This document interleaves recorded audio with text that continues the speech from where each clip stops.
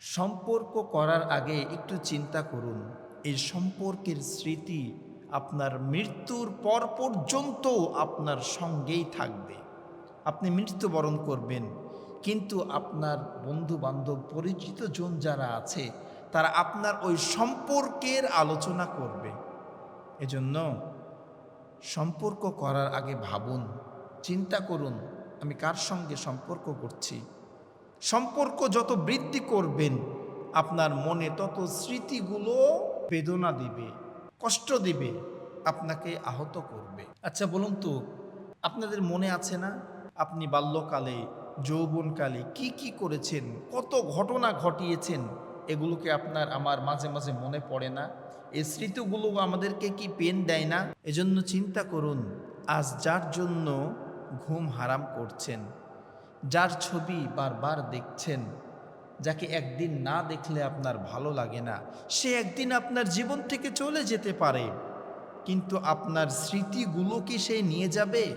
না, আপনার স্মৃতিগুলো রেখে যাবে।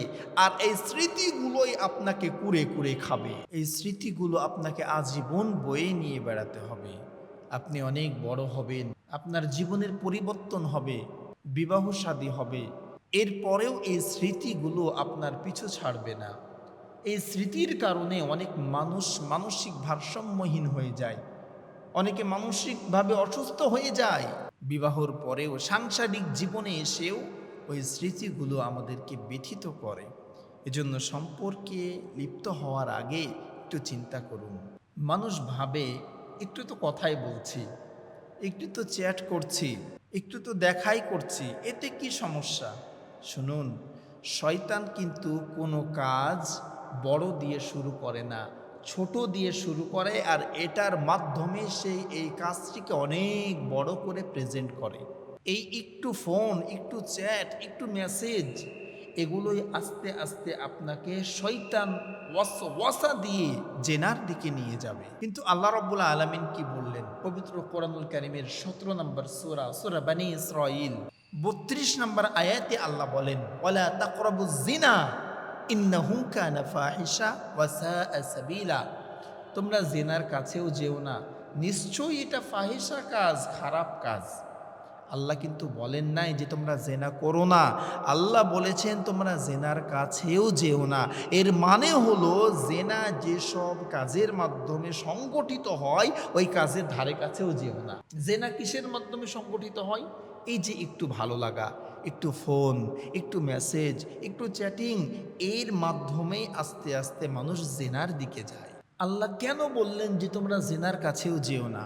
কেননা আল্লাহ জানেন যে তার বান্দারা এই জেনার কাছে গেলে, এই হারাম সম্পর্কের মাধ্যমে তারা নিজেকে নিয়ন্ত্রণ করতে পারবে না। নামাজে দাঁড়ালেও ওই সম্পর্কের কথা মনে পড়বে, কোরআন তেলাওয়াতের সময়ও ওই সম্পর্কের কথা মনে পড়বে, ঘুমানোর আগে মনে পড়বে, ঘুম থেকে উঠে মনে পড়বে।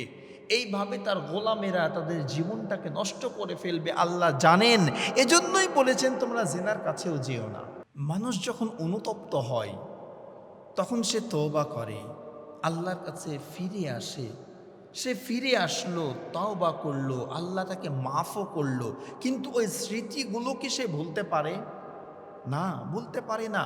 এজন্য জীবনের একটি ভুল সিদ্ধান্ত, কয়েক মিনিটের ভালো লাগা, একটু অনুভূতি মানুষের জন্য সারা জীবনের কান্না হতে পারে।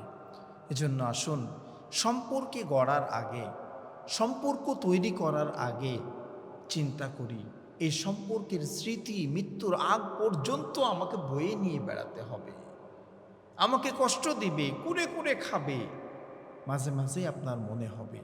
এজন্য অল্প সময়ের আনন্দের জন্য নিজেকে হারাম পথে বিলিয়ে দিয়েন না, ভাসিয়ে দিন না, নিজেকে কন্ট্রোল করুন, আল্লাহকে ভয় করুন। আল্লাহকে ভয় করে এ হারাম সম্পর্ক থেকে বেঁচে থাকুন। কাউকে আপনার ভালো লাগতেই পারে, এটা আপনার মানুষের স্বাভাবিক একটি অনুভূতি, কিন্তু এই ভালো লাগাটা একজন মুমিনের হারাম পথে পরিচালিত করা এটা উচিত নয়। মনে রাখবেন, আজ যে সম্পর্কটা শুরু করতে যাচ্ছেন, এই সম্পর্কের স্মৃতি মৃত্যুর আগ পর্যন্ত আপনাকে বয়ে নিয়ে বেড়াতে হবে। এজন্য সম্পর্কে গড়ানোর আগে একটু চিন্তা করুন।